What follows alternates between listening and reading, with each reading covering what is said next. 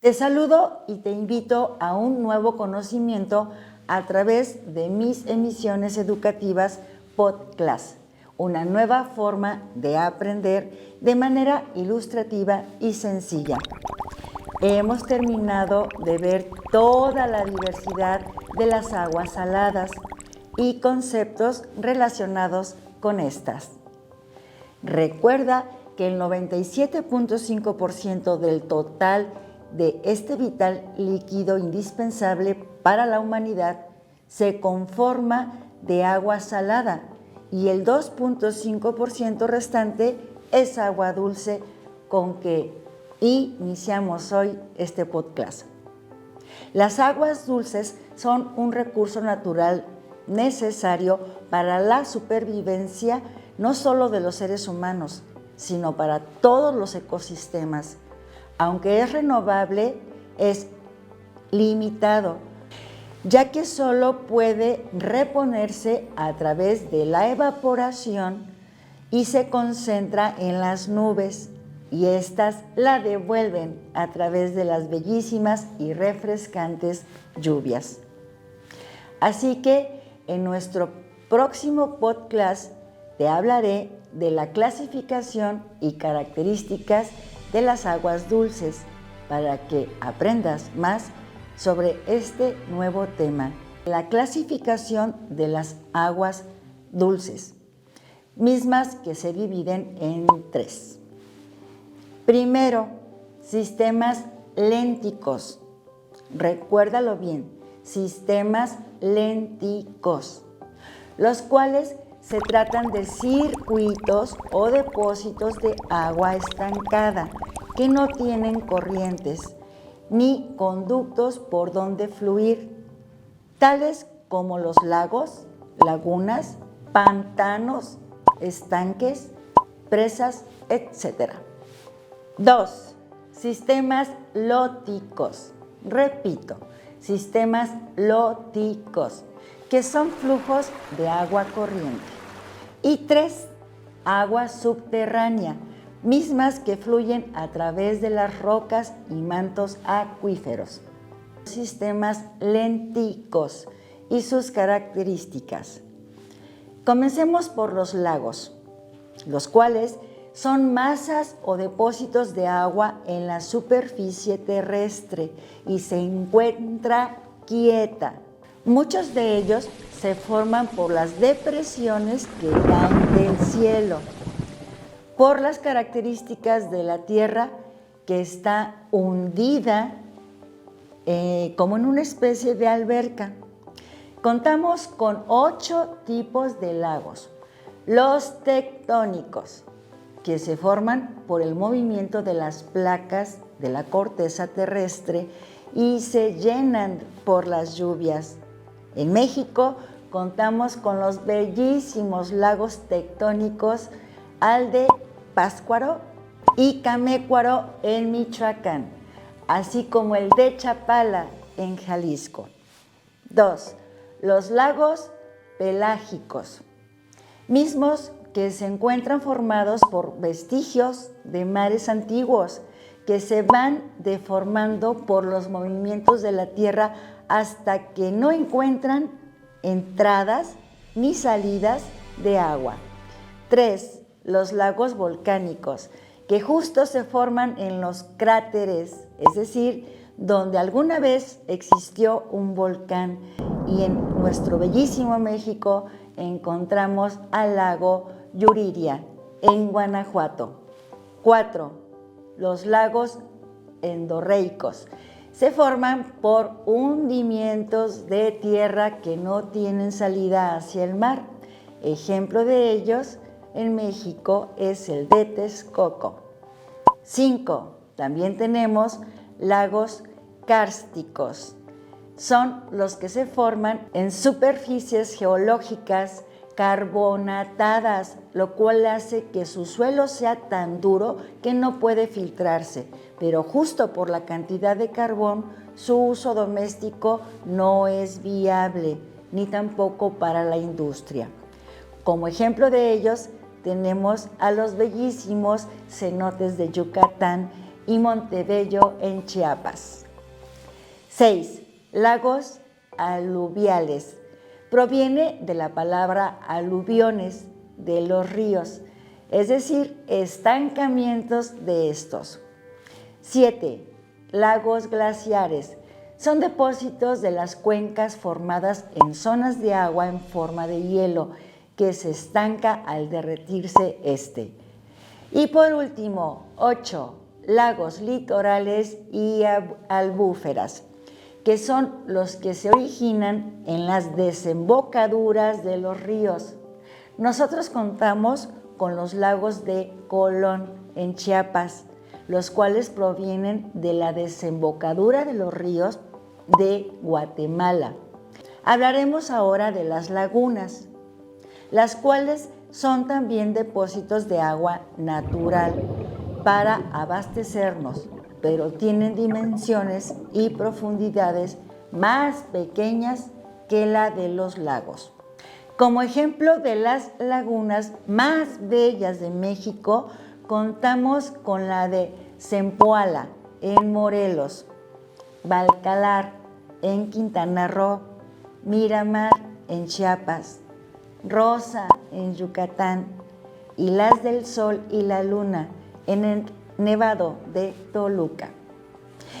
La fauna que encontramos en la superficie de las lagunas son diversas especies de aves, como flamencos, ánades, correlimos y varias más como los patos, y es porque se alimentan de los animales acuáticos.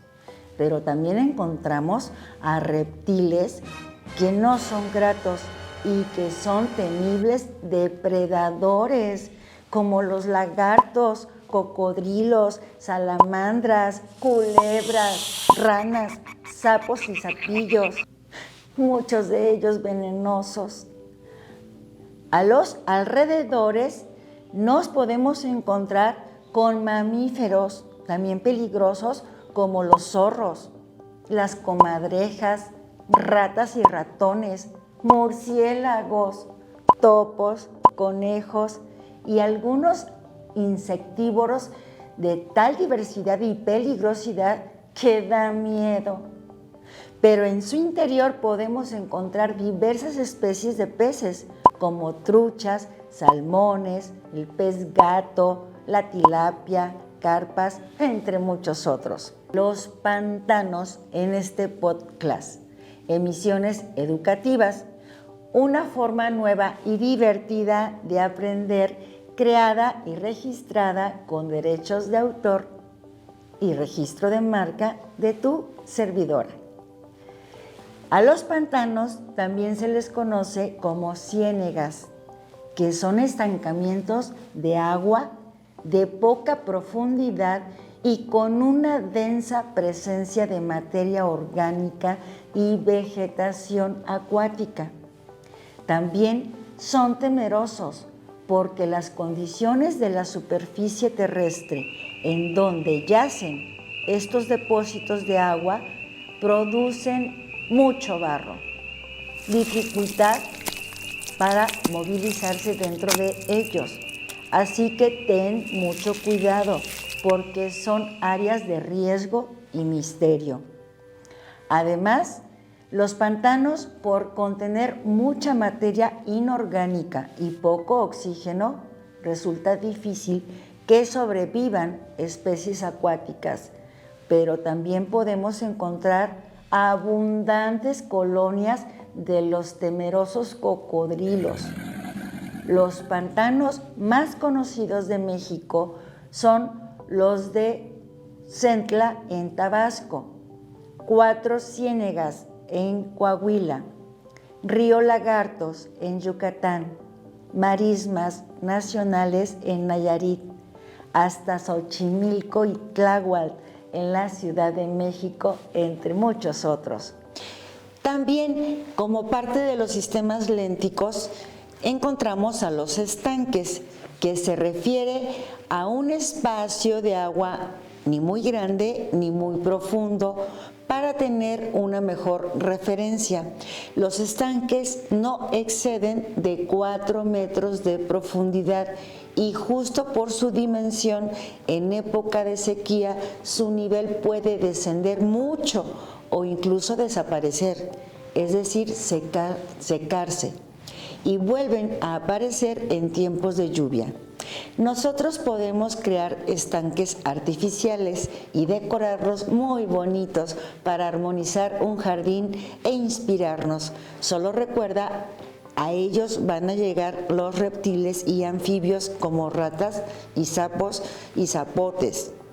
Y para concluir con los sistemas lénticos de agua dulce, vamos a hablar de las presas. Estas son estructuras hidráulicas hechas por el hombre y tienen grandes dimensiones con el propósito de almacenar agua, tanto para el consumo humano como para el riego. La generación de energía eléctrica también se da en las presas, el control de inundaciones de poblados y mucho más. Es importante saber que en México, nuestro país, contamos con más de 5,000 presas, un invento tecnológico que vale oro. Y continuando con el agua dulce, ya hablaremos de los sistemas lóticos, los cuales se clasifican en 3. 1. Los ríos. 2. Los manantiales. Y 3. Los arroyos. Los sistemas lóticos, al contrario que los lénticos, son aguas dulces que no están estancadas, sino que el agua fluye en una dirección. Sigue siempre un curso y las características físicas son muy diversas y a veces accidentadas, lo cual aumenta su peligrosidad, como la velocidad en base al volumen del agua y la pendiente del terreno, las rocas y el tamaño de ellas, la profundidad, entre otros. Lo cierto es que las dimensiones de los sistemas lóticos son muy variadas en cuanto a su profundidad y su anchura, así también su biota, que es su ecosistema de flora y fauna, y es muy variada. Todo depende de la región y de las características propias de los sistemas lóticos. Bien, hablaremos primero de los ríos, continuando con las aguas dulces, recuerda, de tipo lótico. Y es una maravilla de la naturaleza. Los ríos son sistemas de agua dulce que están en constante movimiento, siguiendo un flujo en una sola dirección, al igual que los sistemas lénticos se reabastecen de las lluvias. Pero en el agua de los ríos se albergan una diversidad de especies acuáticas como las truchas, salmones, cangrejos y algunos insectos acuáticos de los cuales se alimentan los peces, como los escarabajos, los efemerópteras, plecópteras, neurópteras y mucho más, que para qué mencionarlos. En México contamos con alrededor de 50 ríos más importantes. Hay muchos más, pero sus dimensiones y extensiones son 50 los más visitados. Por ejemplo, el río Bravo, el Lerma, Papaloapan, Coatzacoalcos, Balsas, Pánuco, Santiago y Tecolutla. Ahora vamos a hablar de los manantiales, los cuales se refieren a una corriente de agua proveniente de las rocas. Y algo muy importante, el agua de los manantiales es tan pura y abundante en minerales afines a nuestra biología, que son aguas aptas para el consumo humano. Una forma también de los manantiales son las aguas termales, que están calientes y son buenas para la salud y terapias, pero esta agua no se puede tomar debido a su alta concentración de elementos químicos no propios. Y hay que tener cuidado porque no todos los manantiales son buenos para refrescarse en ellos y pasar un momento divertido. Me refiero a los humanos, porque dependiendo de dónde se encuentren, los que se adueñan de estas bellísimas piscinas naturales son los temerosos cocodrilos, serpientes acuáticas y hasta los temibles hipopótamos. En México, los manantiales más famosos son el Cañón de Guadalupe en Mexicali, los azufres en Michoacán. Con respecto a estos, yo los conozco, son muy calientes y su agua es demasiado espesa como barro y verde, y justo su olor es azufre, nada agradable, pero mucha gente acude a ellos por sus beneficios medicinales. Tenemos a las huertas en Morelos, Taxido en Hidalgo y los manantiales también en Morelos. Y llegamos al término de los sistemas lóticos de agua dulce. Conoceremos a los arroyos. Realmente estos son ríos en diminutivo, es decir, sus dimensiones, corrientes, profundidad y caudal es muchísimo menor, y por ello los arroyos en tiempo de sequía también suelen desaparecer, al igual que los estanques, aunque vuelven a regenerarse en tiempos de lluvia.